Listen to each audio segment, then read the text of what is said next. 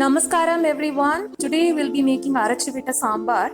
It's a South Indian delicacy, a Brahmin South Indian delicacy. For this I'll be taking 2 ladles of tuvar dal and I'm going to be washing them very well and pressure cooking them with a little bit of turmeric for about 10 minutes or 4 whistles.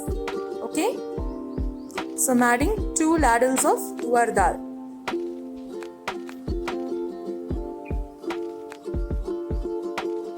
About 2 cups of water and adding a pinch of turmeric and pressure cooking this for about 4 whistles or 10 minutes. I have a small orange sized tamarind. Let's soak this in 2 cups of hot water. The water is very hot. Let it soak for about 10 minutes and then let's extract the tamarind juice. I have about 1 small teaspoon of sesame oil. Let the oil get heated up. The first thing I'll be adding is the asafoetida. If you don't have this solid asafoetida, you can add even the powder. So first I'm going to be frying this. And then the main ingredients for this, it has to fry well. The asafoetida has to fry well. This adds a great flavor to your sambar, Arachivita sambar. Arachivita means ground. So we're going to be grinding a lot of spices. So I have about 10 red chilies, then 3 tablespoons of coriander seeds and 3 tablespoons of chana dal. So I'm going to be roasting all of this in a very slow flame till they turn golden brown. See, all the measurements I'm giving for you is for about 5 people. So this Arachivita sambar quantity that I have given easily can suffice for 5 people. So to this, now it is getting roasted. Let it get roasted for 30 seconds or so, then we'll add the coconut. Now this is roasted well. I'm adding about half cup of coconut to grated coconut. So we're going to be roasting this as well. Some people do not roast this coconut, but I like it when the coconut is roasted to a golden brown color and then we grind it. That's a different kind of flavor.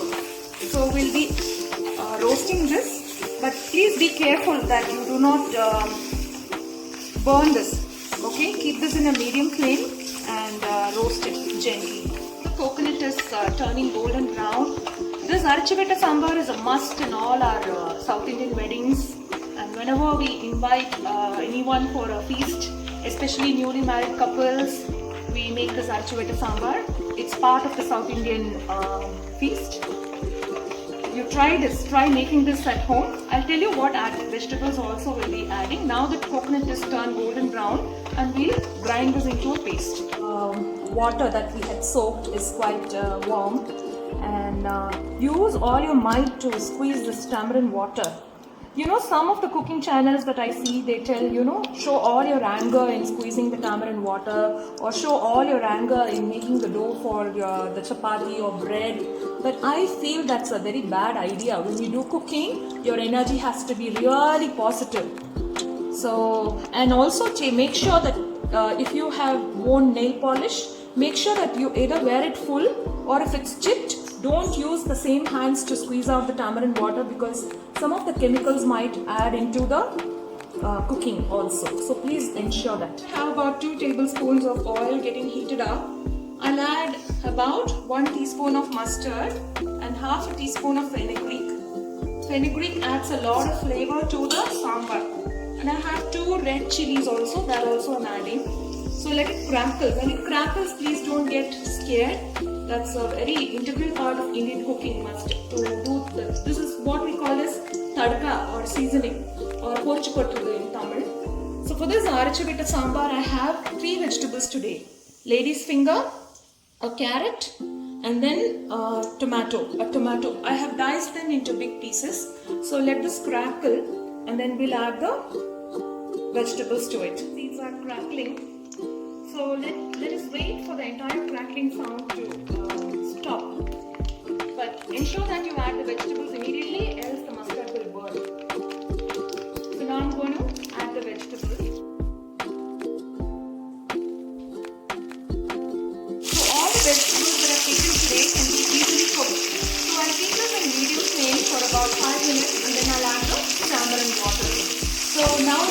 about 5 minutes that the vegetables are cooking. The tomatoes are turned a little mushy. I'm adding salt and a little bit of turmeric powder also. You need to gauge how much salt and turmeric powder you need. You will get practice as you cook. Now I'll add the tamarind extract very gently. And let this all cook for about 10 minutes. And the vegetable extract has cooked really well. And the raw smell is also gone. Let's add the brown paste to it. And then we'll adjust the consistency. I'll show you how to adjust the consistency. Now it might look very thick, but I'll show you how to adjust the consistency. Now let's add the dal water also and give all of them a boil together. Come to the fag end of our Arachivetta sambar. It's pressure cooked. Some of it I have saved for making rasam and also for mixing it with the plain rice and ghee. And some of it, half of it I have taken it to mix with the sambar. So I've added about a cup of water and let's add it to the sambar. So adjust the consistency.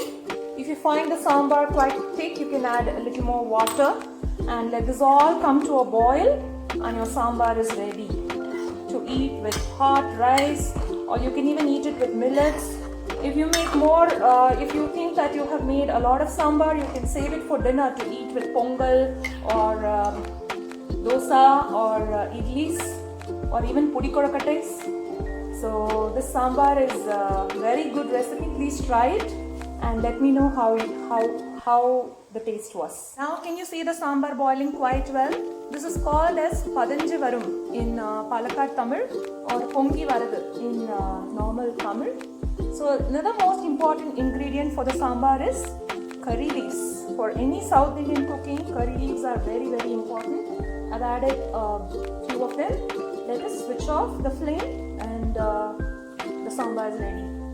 Show you the consistency of the sambar. You can see the vegetables and the dal and the tamarind water and the coconut paste all cooked together. You can see the coconut grated coconut pieces that are coarsely ground, and it's so yummy. The flavors are so yummy. You can eat it with rice.